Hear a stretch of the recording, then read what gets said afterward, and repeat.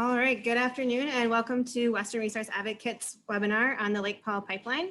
My name is Abby Kranz and I'm the Digital Marketing Manager here at Western Resource Advocates. First of all, thank you all for joining us this afternoon.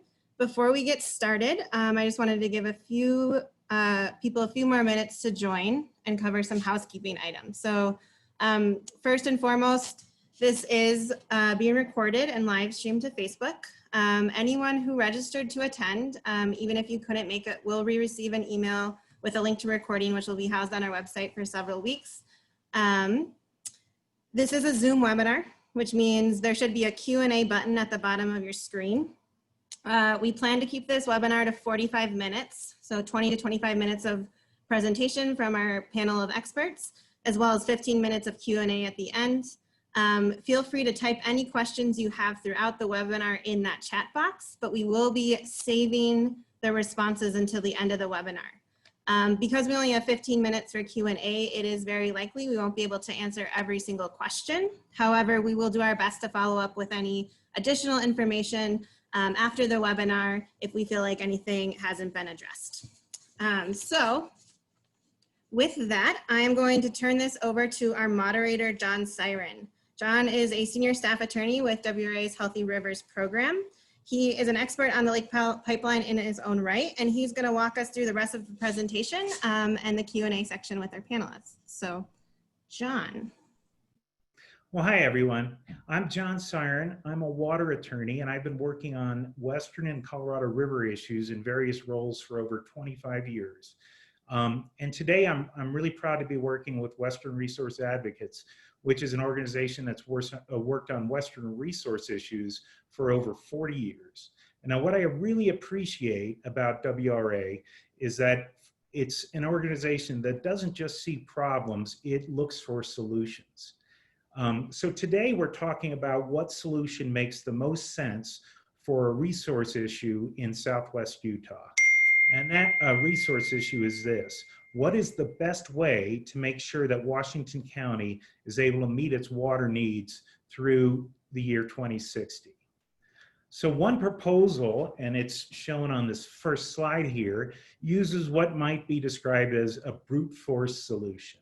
Let's build a 140-mile, $2 billion pipeline to divert 86,000 acre-feet of water every year out of an already overtapped Colorado River. And then let's pump that water a half a mile uphill, 140 miles back to Washington County through previously undisturbed, pristine desert and culturally significant Native American lands. Now we're talking about this proposal today because the proposal has been fast-tracked for approval by the current administration. Specifically, the U.S. Department of Reclamation has produced what's called a DEIS, or Draft Environmental Impact Statement, for this pipeline. Now, that sort of draft environmental impact statement, the idea behind it is to look at this type of big major project in detail, to take a hard look so we can understand all the different problems with the project, and also we can understand what different alternatives there might be, so that it isn't supposed to make a decision for anybody, but it is supposed to give information that allows for a good decision to be made. And it gives that information by looking at all the possible alternatives and how those alternatives will have environmental, culturally significant, and economic impacts on the area. I'll be upfront with you. WRA's Western Resource Advocates scientists believe from a technical standpoint that this project doesn't make a lot of sense. Now, first, it's extremely expensive. The government's cost estimates in the DEIS run on the order of $1.9 billion. And then depending on the repayment schedule, the interest and other uncertainties, the Utah Legislative Auditor General estimated that the total cost could range from that $1.9 billion to upwards of $4.5 billion. And what is certain is that the citizens of Washington County and potentially the state as a whole will be on the hook to pay off this multi-billion-dollar debt. And depending if population projections are different than forecast, which is quite possible, it may not even be possible to pay off this project. Now, second, it spends all this money to pull water from a Colorado River that is already facing serious supply issues.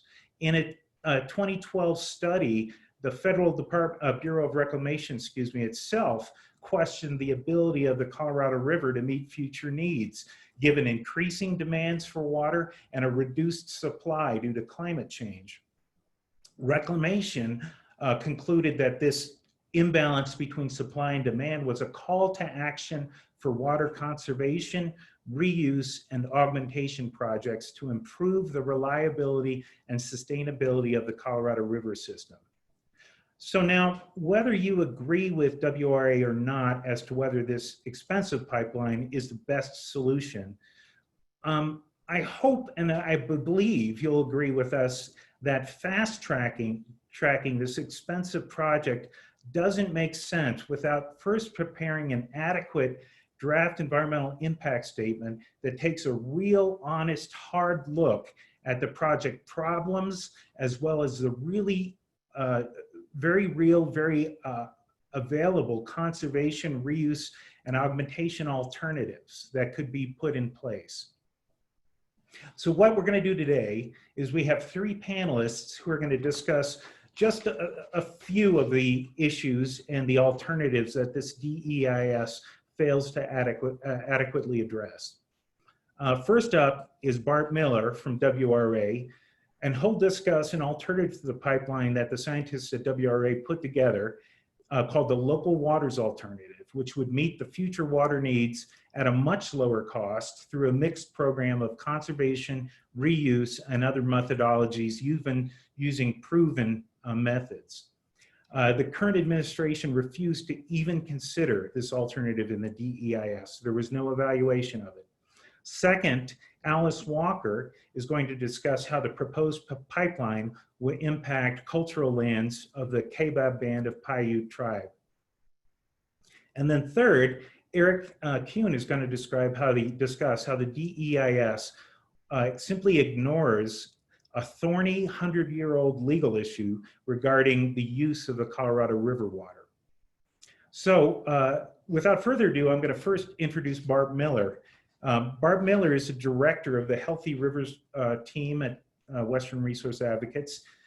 He manages a team of policy experts, scientists who work together to help protect healthy rivers through improving water efficiency, recovering endangered species, and helping draw the connection between water, energy, and climate, hoping that we can meet the needs of local communities, farms, anglers, boaters, and the environment in the most intelligent, most thoughtful way possible. So thank you very much. And Bart, you're on. Hey, John, thanks very much. Again, Bart Miller with Western Resource Advocates as the Healthy Rivers Program Director. I'm just going to spend a few minutes and cover two things.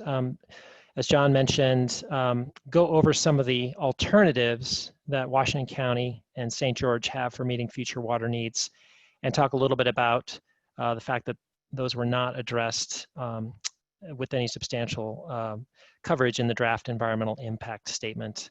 So basically, the local waters alternative builds on what John said, our efforts as an organization to look at solutions. When we heard 10 years ago that, or more than that, that folks were considering a pipeline, we thought about there are legitimate needs for water in southwestern Utah, and we thought, what could those look like and how could they be met? And so the local waters alternative that we developed, 8 years ago or so, consists of a set of approaches that taken together can go towards meeting local needs for several decades. Basically entails municipal conservation at a large scale, recycled water, and reallocating water from some existing uses.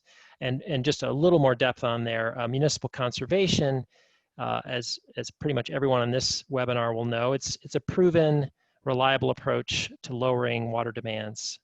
It's been used for several decades now with improved ability to meet needs. And in the local waters alternative, we looked at an annual 1% reduction in per person water use.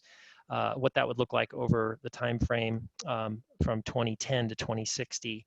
And lowering demand of just 1% per year would decrease demands by 42,000 acre feet by 2060. And other desert communities throughout our region have achieved similar reductions. Cities like Salt Lake City, Provo, West Jordan, Orem, just cities in Utah's examples, have been on track for almost 2 decades using 1% per year less on a per person basis. And they've accomplished that through having new development build smart from the start for a smaller water footprint, through plumbing codes and rebates that help you have more efficient indoor fixtures like your sinks and showers and toilets, and things like water rates that can send a price signal to incentivize saving water. The second big prong of the local waters alternative is recycled water, also known as reuse, and that's also available to meet some new demands. Our estimation is over time, reuse in Washington County could grow to be roughly 17,000 acre feet each year. And finally, reallocating water currently used by agriculture over the next 40 years, it's very likely that 13,600 acre feet are going to be available just from land conversion, that is residential and business growth onto land formerly irrigated by crops. And in addition to that, there's an opportunity for leases from agriculture to municipal uses. If you add in the potential of just some of those lands being leased for needs in some years, you get a total allocation of 35,000 acre feet. Go to the next slide if you would. I just thought it'd be useful to put a little bit of context. This slide shows different counties' water use, just as a few examples from Arizona, Nevada, and Utah. This is taken from U.S. Geologic Survey information from 2015. And it reflects that Washington County has some of the highest rates of use in the country. These show that if you dig deeper, county by county, counties are using somewhere in the neighborhood of 100 gallons per capita per day less. And if you go down to city levels, places like Tucson and Albuquerque are dramatically lower still. And these examples, just in broad brush, show that Washington County is not stuck on its current path. It can follow in the footsteps of its neighbors in Utah and many other communities in the West, and lowering its per capita demand. Next slide, please. This diagram is just a graphical depiction of what I've spent a few minutes walking through, and that's the local waters alternative. If you put it all together, that first at the top or near the top, you see a yellow line. That is a trend line for total water use in the municipal sector, and that shows if you've done municipal conservation and done a per capita reduction of roughly 1% a year, and you've dropped from 300 gallons per person to just under 200 gallons per person between now and 2060. That's a curve that kind of reflects what many cities are on track to do. And then some of the other wedges in there, different colors, included the recycling water, meeting a portion of future outdoor and industrial needs, and some water being shifted by agriculture.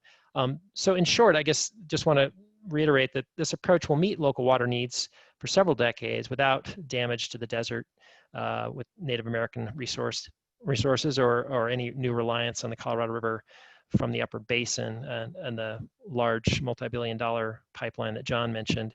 And the local waters alternative is very consistent with and really builds on past recommendations from experts at the Bureau of Reclamation. Their 2012 study that John referred to, that's the Colorado River Basin Study. It concluded the Colorado River is increasingly pressured by dwindling supply and increasing demand. And it emphasized the need across the basin to seize opportunities to expand urban conservation, recycling of water, and transfer and sharing with agriculture, and that study found that there's 1 million acre feet each from those 3 categories over the next few decades. And the local waters alternative is really just applying that approach on a local scale. Another federal agency also looked at this and recognized the logic of closely examining this approach. And indeed, the Army Corps of Engineers said that they told the state just last summer, the alternatives we would like to see explored include the following: Western Resource Advocates local waters alternative, or an alternative that maximizes the viable components of that alternative. And in brief, the draft EIS spends very few paragraphs, dismissing the local waters alternative and really doesn't include it as an alternative, instead of relying on other pipeline options. It downplays the ability of developers to build smart and Utah citizens' ability to continue their recent gains on conservation. And it suggests that there must be a new supply, there must be a new source, the Colorado River, when indeed reliability of water supply really means water sufficient to meet new needs. It also touts a parade of horribles where all outdoor water use is ended and all agricultural land is converted, when the local waters alternative proposes neither of those. Rather, it suggests a steady pursuit of practices adopted by other desert communities. And finally, last slide, please, just a note that I think the local waters alternative benefits from the fact that it's incremental. It can be implemented over time in bite-sized pieces and matching growth as southwestern Utah grows. It's flexible and it can meet the needs of different types of years, like if you lease water from agriculture in dry years. And it's reliable in the sense that it uses methods proven to work in communities around the West and around the country. And it's cost effective in the sense that it's incremental costs. You don't have to plunk all the money down at the start and pay it back. In short, it's a reasonable alternative that really needs to be seriously considered. So I'll end there and pass it back to John. Thanks very much, Bart. Thank you. So what we'd like to do next is pivot to Alice Walker, who is going to talk about the effects of the pipeline on the Kaibab Band of Paiute Indians. Alice Walker is an attorney that she's counsel for the Kaibab Band of Paiute Indians, and she's been a practicing attorney for over 20 years. She's partnered with the law firm of Walker, Meyer, Walker, and Condon PC, which is actually a law firm that I've worked with in many different roles over the last 20 years on many different projects to benefit Native American tribes. She works in the area of federal Indian law. She's an expert in that area, and she represents Indian tribal governments in all aspects of tribal governmental matters. So thank you for being with us today, Alice. Okay, great. Well, thank you all for inviting me today to talk about this important issue. I appreciate the opportunity to talk a little bit about the draft EIS and the concerns that the tribe has regarding what seems to be rather perfunctory analysis of the tremendous impacts that this pipeline will have on tribal interests and tribal resources. As was explained by Bart, this is a big project that is going to run about 140 miles. And as you can see on the map, it's going to go uphill for a while, then it's going to come downhill for a while. It's going to dip into Arizona, regardless of which alignment it chooses. And then it's going to go back up into Utah and ultimately end up in Hurricane, which is near St. George, Utah.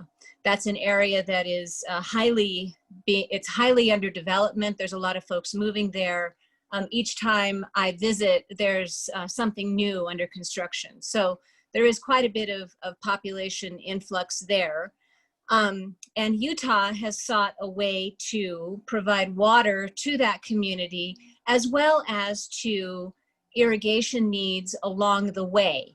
So there are others, including Kane County, well, Kane County not as much at the moment, but Washington County for sure has needs that are municipal, that are irrigation, various needs that could use that water. Where Utah has its access to the Colorado River is not where its population growth is. And so that's why we are looking at this large project to bring the water from Lake Powell over to the St. George area. So right in the middle of that, as you can see on the slide, is the Kaibab Paiute Indian Reservation, home of the Kaibab Band of Paiute Indians. And the tribe has been there since time immemorial. This is their permanent homeland.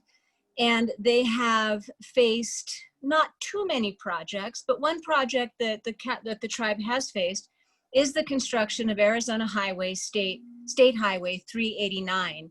And on the slide that you can see on the screen, that is the green line as it comes through the reservation. That's Highway 389, an Arizona right-of-way that goes through the reservation. The red line to the south is the southern alternative for the pipeline. And as you can see, it goes around to the south side of the reservation and makes a little jog to the southeast there on the very corner so as to avoid the reservation altogether. That is where the southern alternative deviates from the Navajo-McCullough transmission line, which is where, if you go out and visit, you will see the giant the electrical transmission lines that march across where that red line is to bring electricity from Navajo Generating Station over near Page over to California and to Southern Cal Edison. And that southern alignment, that red line, is the preferred alternative that is being analyzed in the draft environmental impact statement, the DEIS. The southern alignment, that red line, also has the unfortunate impact of crossing Kanab Creek Canyon, which is that kind of brown dotted line that you see on the map. And that is an area of critical environmental concern, which is a designation by the Bureau of Land Management that requires the protection of the area for not only environmental purposes, but also for tribal cultural purposes. The Kanab Creek ACEC is of critical importance to the tribe as far as, cultural, religious, historic interest. And that whole area to the south of the reservation, following the red line as it cuts through there, is also critically important territory to the tribe. That area is largely undisturbed. It is very difficult to access, which is part of what makes it protected at the moment. The tribe's view, and this was expressed by Chairwoman Segundo in a recent interview that she gave with National Public Radio, is that really the tribe would prefer that the project not happen. But if it does happen, it should happen in a way that respects tribal sovereignty and respects the tribe's determination as to what is the best alignment for this pipeline. And the tribe determined back in 2012 by council resolution that the best alignment in order to protect the important resources in the critical undeveloped territory to the south of the reservation and in Kanab Creek Canyon, the best approach would be to have the pipeline follow Arizona State Highway 389 as it comes through the reservation. Yes, there are cultural resources along that alignment too. I mean, the whole area is full of tribal resources. However, it is within the tribe's sovereign authority and ability and governance over its people and its territory to make a determination as to what is the acceptable way for this pipeline to be constructed should it come to fruition. And so the tribe, by council resolution in 2012, said, if you're going to build this thing, put it along the highway. That will be a way that we can accommodate, we the tribe can accommodate this important need that the state of Utah has identified. And so the tribe has urged from the time that this project began its analysis before the Federal Energy Regulatory Commission, and now having swapped federal agencies, and now we're before the Bureau of Reclamation and the Bureau of Land Management, the tribe has consistently urged that the project be constructed along the highway alignment. This is a way of not only trying to recognize that this is important to the state of Utah, but also to, like, as I said before, protect those resources to the south. So now we're at the point, as John has mentioned and discussed, we are at the point of public comment on the draft environmental impact statement to look at the environmental, cultural, ethnographic, socioeconomic, all of the impacts that the Lake Powell Pipeline could have on this region, on the people, and weigh those alternatives, take that hard look at the major federal project. And the present draft EIS is enormously problematic. First of all, as John has mentioned, it's on an expedited and very rushed schedule, and we have sent comments both to the president. We have spent time in Congress demonstrating that rushing this thing is not a good idea. It's 140 miles long. There are many resources affected, and trying to truncate the environmental analysis shortchanges those interests that will be affected. So it's going too fast. Second, the Bureau of Reclamation completely discarded everything that had been submitted before the Federal Energy Regulatory Commission over a 10-year period regarding the impacts of this thing, which is not only, blatantly unfair, but it disregards all of those analyses that were already underway. And, we took the protective step of copying everything that we had submitted to FERC, and we submitted it to Reclamation and said, include this in the administrative record for Reclamation. But so there've been a lot of procedural problems with this thing. An important issue that I think is worth noting for those who are paying attention to this and looking at the draft EIS is that it includes a poorly analyzed and overlooked action by the Bureau of Land Management to amend the BLM's resource management plan that will allow construction of the pipeline through Kanab Creek Canyon Area of Critical Environmental Concern, the ACEC, which will also open the door to future development in that area that is supposed to be protected from development in any event. That area was designated as an ACEC strictly for the purpose of protection.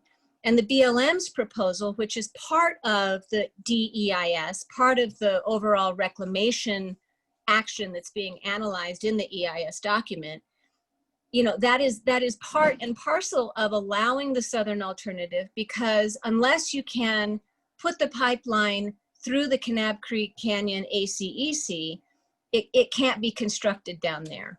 If you follow the highway alignment, the green line, then you avoid the ACEC and you don't get crosswise with a plan that's already been put in place for many years to protect that critically important area. Another issue is that if you look at the red line, there's a little yellow jog that goes across the reservation. That's actually the Navajo-McCullough transmission line, that little yellow piece. The project proponents have chosen to deviate from that at the red corner so as to avoid the reservation.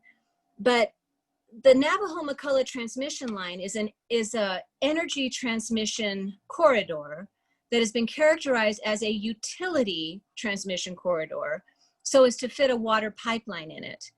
When this thing was being examined by FERC, it had hydropower as part of the project. And the hydropower, arguably, is an energy issue. And there may have been a stronger argument for placing the pipeline within that corridor. Now it's a water conveyance project, and it doesn't really have that energy component anymore. That's how it got removed from FERC jurisdiction. So in any event, we've submitted substantial comments on the objections that the tribe has to putting anything through Kanab Creek Canyon ACEC, and to try to highlight that this is indeed part and parcel of the BOR's decision-making process to permit to analyze whether this should be permitted and allowed to be constructed through that area. So another thing I wanted to raise, and there's a million things that I could talk about on this project because we've been working on it for, since it was proposed, about 12 years ago. One big issue is, why hasn't there, been an agreement between the project proponents and the tribe on where this thing ought to go, or how the tribe might receive, benefit from this thing in some way? And really, the issue comes down to jurisdiction. Can the state be subject to what is apparently tribal jurisdiction if the pipe were to come across the reservation, versus Utah being subject to Arizona jurisdiction if it just goes to the south? We have a strong disagreement with the project proponents on how the jurisdictional questions would get sorted out.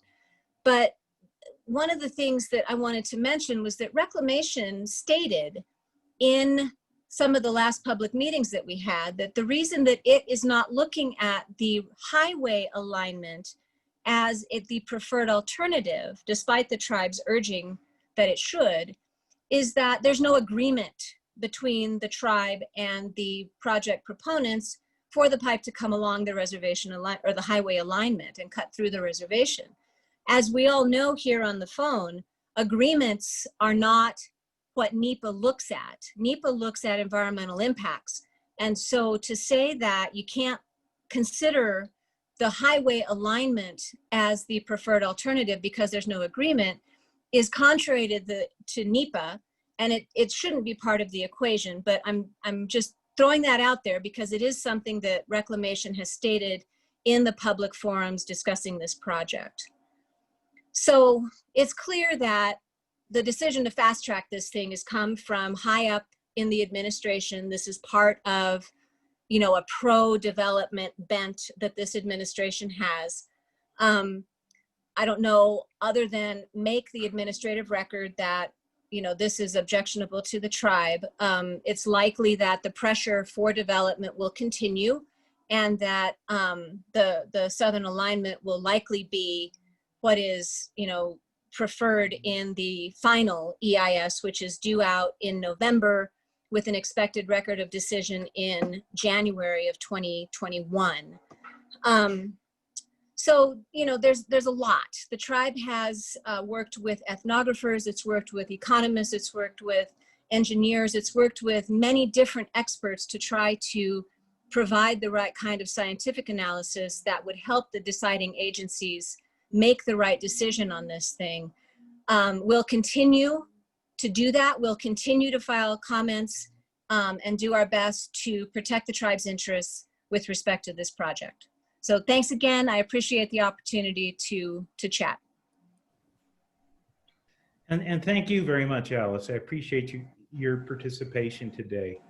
And so the next issue the next person, excuse me, to address another issue that doesn't get addressed in the DEIS that's been prepared is Eric Kuhn. Eric is a Colorado scientist, Colorado River scientist and author. I have worked with him for many years also on different issues, and I would consider him one of the premier, or preeminent, I should say, Colorado River scientists. He's worked on various capacities on Colorado River issues for almost 40 years. He's currently writing a book about Colorado River hydrology and how the past and current understanding of the Colorado River Compact from 100 years ago in 1922 still is important to our present day policy issues. Now, Eric is a brilliant scientist, but he's a neophyte with Zoom. So his virtual background is actually going to be a little snapshot of his book on the Colorado River. So thank you for joining us today, Eric. Well, thank you, John. What I want to do is note first that when John Siren asked me to participate in this, I did so under two basically caveats. One, Eric, I want to do it as an author. You'll need to turn on your video real quick. Okay, got it. Gotcha. All right. Yeah, I was saying that I wanted to participate under two caveats. First, that I'm doing so as a sort of an author and as a student. I wouldn't call myself a scientist in any way. I would say more of a historian, someone who's a river nerd, quite simply. That I'm retired and I'm not here to present the views of anybody but myself, certainly not the views of my past employer or the state of Colorado, where I've lived for the last 4 decades. Instead, I want to take this opportunity to talk about the Colorado River Compact and what it's done for us in the past and where we're headed with it in the future. I'm also not here to either support or oppose the project. I understand the issues related to the DEIS. In my view, draft environmental impact statements are not really good forums to have a broad discussion of some of the water issues that the basin is facing. Instead, I think we need to educate ourselves and think about where this river basin is going in whole. And the LPP, the Lake Powell Pipeline, just gives us that opportunity. But again, I'm not here to support or oppose the project. Now, going back, the Colorado River Compact it apportioned the river between two basins, an upper river and a lower river, an upper basin and a lower basin. It did so as a compromise. The original goal was to apportion water among the states, but they couldn't get that done. So instead, they split the water among two basins. The dividing line is Lee Ferry, about 1.5 miles below the current location of Lee's Ferry. And one of the quirks of the compact is 3 states, and you can see them on the map, New Mexico, Arizona, and Utah, ended up with lands and therefore water interests in 2 different basins. Arizona, of course, much of the Navajo reservation drains into the San Juan River, which drains and into the Colorado River, which drains in above Lee Ferry. And Utah has lower basin interests in both Kanab Creek and the Virgin River, as does New Mexico. New Mexico has interests, quite a bit of interest in the upper Gila and the upper reaches of the upper Colorado River. So what the compact did was apportioned 7.5 million acre feet of beneficial use exclusively for the use in the upper basin and another 8.5 in the lower basin. And now I want to say that, first of all, moving water from the upper basin to the lower basin is really probably something that those that negotiated the 22 and 48 compacts never thought of. I do not consider this in itself a fatal flaw. I'm not a lawyer, but I wouldn't say it's illegal, and I would say that for one very important reason. This pipeline is not the first project that's going to be proposed, that's been proposed to move water from the upper basin to the lower basin. And in my view, it won't be the last. The first project that was proposed to do so is actually in New Mexico, and it's built now, or parts of it are built, and that's the pipeline that moves water from the San Juan River to Gallup. Another project that we need to look at is what's happening in Arizona. The Navajo generating station has been shut down. About 34,000 acre feet of Arizona's 50,000 acre feet was used for that project. It's no longer in use. Will that water also be transferred to uses in the lower basin, either on the Navajo reservation or anywhere within Arizona? And I think those are some of the big picture questions that we're looking at in the basin. Now, an umbrella over the top of this is the impact of climate change. When we negotiated the compact, we thought there was a total of 20 million acre feet of water in the river in total, the whole basin, about 18 at Lee Ferry. Based in the last 20 years, the flow at Lee Ferry, the natural flow that's unaffected by man, it's also called virgin flow, has been about 12 to 12.5 million acre feet. The upper basin is caught in a squeeze. Climate change is reducing the amount of water that's available to us, and the compact has fixed commitments. Now, not everybody agrees on what those commitments are, but they do agree that they're fixed because they're in Article 3 of the compact. Based on the common interpretation, which no one agrees with except for maybe the Secretary of Interior's, the upper basin delivers about 8.25 million acre feet a year. With a supply of 12 to 12.5 million acre feet, that leaves about 4 to 4.25 for the upper basin. That's about what we're using today. So the upper basin is using all of the water that it has physically available to it under the most common interpretation of the compact. And yet climate change is going to continue to reduce our supply. I think it's very clear now, based on the most recent science, that as the temperature increases in the basin, we are going to lose supply at Lee Ferry. If we lose 1 million acre feet of water in the next 50 years, and the LPP will have a lifetime of many times 50 years, then we're going to be in a deficit in the basin as a whole. How that's allocated is Utah's business. But what we need to do is use the LPP to talk about what a strategy is for the upper basin as a whole. And at a time when we are seeing reduced supplies, does it make sense to move water from the upper basin into the lower basin, and maybe it does, maybe it doesn't. That's a discussion we need to have. I would hope we approach in effect, four different objectives for dealing with climate change. We need conservation, aggressive conservation. Two, and I think this should be the priority of our negotiations in terms of the river, we need to figure out a way to share the climate change risk among the upper basin and the lower basin. Today, it's all on the upper basin. Three, we need to have new infrastructure or reoperate existing infrastructure to deal with the deep uncertainty associated with climate change. And in the case of the Virgin River, I would be very uncomfortable if I were in the manager's shoes of having a source of supply being the Virgin River, which is very, very sensitive to climate change, being a southern tributary and being a lower elevation tributary. And finally, we need to have a joint strategy for reducing our greenhouse gases. I will summarize this by saying the upper basin states have always been in alignment on the 22 compact, the 48 compact, the litigation that has shaped the river in Arizona v. California, most of the developmental and environmental laws that we've developed, for example, the Boulder Canyon Project Act, the Colorado River Storage Project Act, and now is time to do so on climate change. Thank you.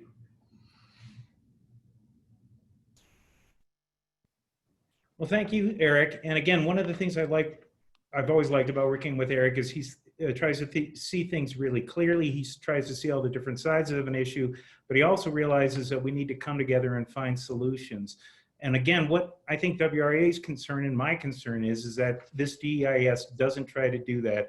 It tries to force one solution through without adequate consideration, whether or not you agree with healthy rivers or some other type of solution. It is something that we need a real DEIS to address. So that has been the presentation of our three panelists. Again, I very much appreciate their participation. We wanted to try to open this up for a few different questions. And I have a few that, let me see, we only have a few minutes remaining. But I'm going to try to see if we can sneak a couple in here real quick. It looks like oh my gosh, we got about 2 minutes. Well, let me go through I'm going to actually ask a question for, let's see. This is for Alice Walker that came in. I apologize, we're not able to get to all your questions. There's been many good ones.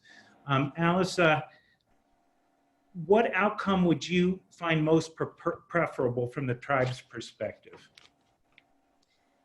I think that well, as the chairwoman said in her interview with NPR, the tribe, if it got to decide, would probably say, don't build anything.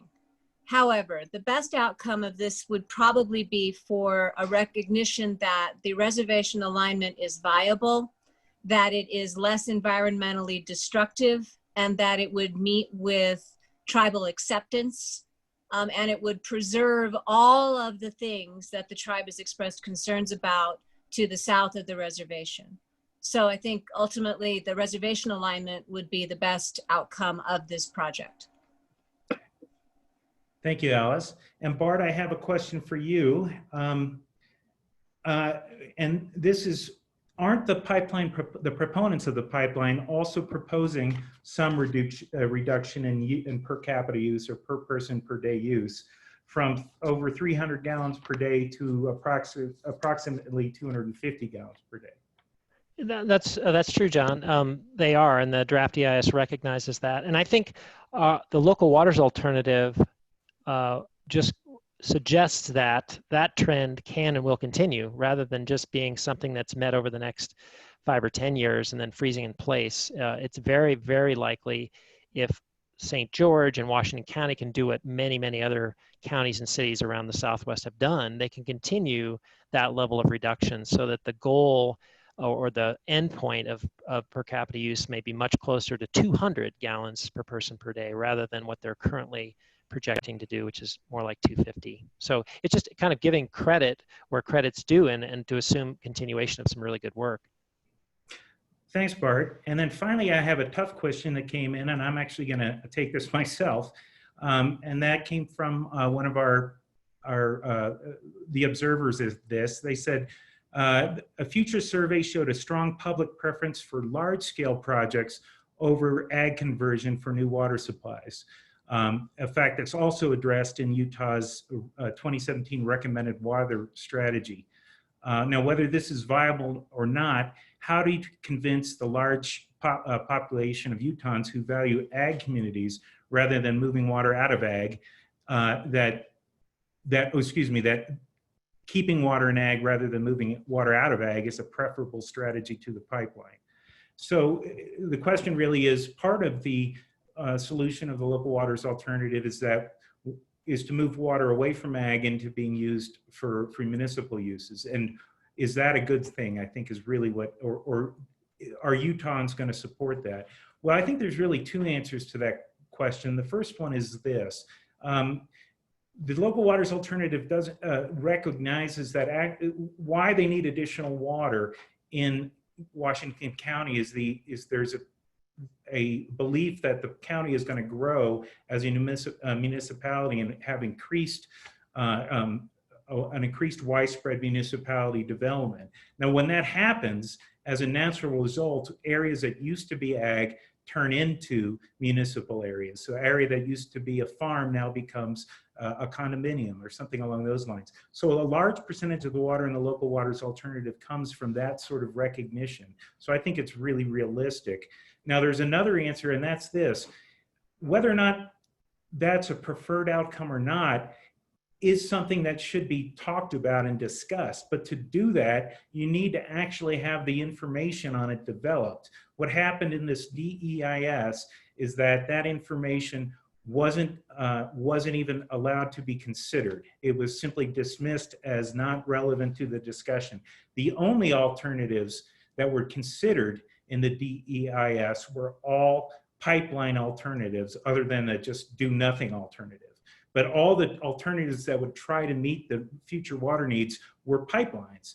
But is that really the best solution? Should we not at least consider and discuss a different solution? And shouldn't we not at least consider and discuss the effects it's going to have on the Kaibab Band of Paiute tribes? Shouldn't we at least consider and discuss the environmental effects it's going to have upon the desert that's going to have a new pipeline constructed through it? Shouldn't we at least consider the effects it's going to have on the water supply of the Colorado River that everyone recognizes is already overstressed? So shouldn't those issues be addressed? And Eric finally raises a thorny issue, which is this issue about, is the water attributed to an upper basin or the lower basin? Now, one thing Eric said, this has happened before, but in those different times that's happened before, there actually was congressional authorization to do that. So there was actually consideration of Congress as to whether water could be moved between these basins. Again, the DEIS here completely fails to address that issue. So really that, if you wouldn't mind, Abby moves us on to the conclusion of this talk, which is we'd like you all to consider making your voice heard.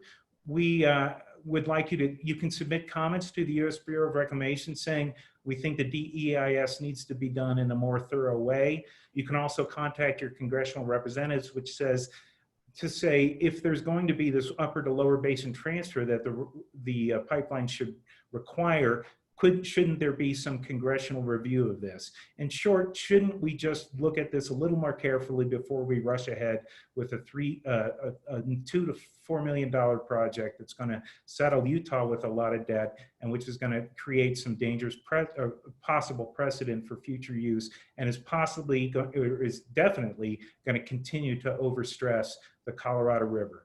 So with that, you can see that we have an action page that you're welcome to take a look at and look at the letters that we've crafted to the Bureau of Reclamation and to the U.S. Congress, and you can consider your signing on to those letters if you think that it's important as we do. And with that, I'd say, Abby, do you have anything else to add, or any other panelists who'd like to add something. All right, Abby, I think I'm going to turn it back to you to conclude this webinar.